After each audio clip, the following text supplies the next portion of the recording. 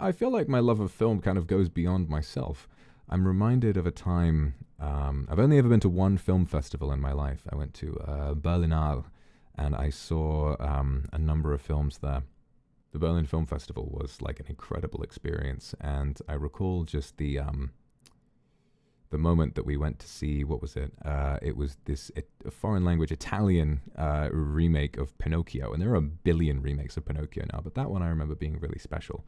But the film, obviously, I enjoyed, but to me, I think the part that moved me the most was walking into an enormous concert hall that had been sort of ticketed or rented as a part of the event.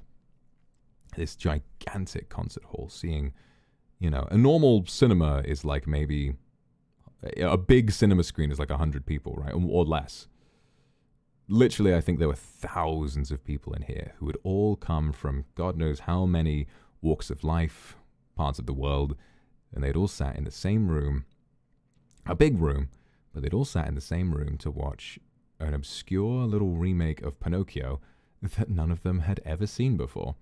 And that made me really happy. I almost cried in my seat before the film had even started, because I had been sort of so inspired by that kind of work and that environment that then going someplace where it felt like I was going to church, you know, and I was surrounded by other people who sort of saw what I saw, and it was very, very cathartic.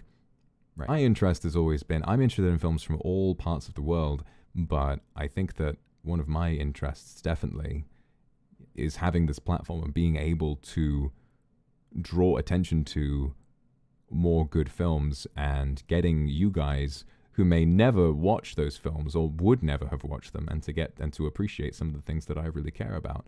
That's a real privilege to be able to have a voice and opinion that is so respected, to the point where I can share artwork that I love with as many people as I like. It's a genuine, real privilege,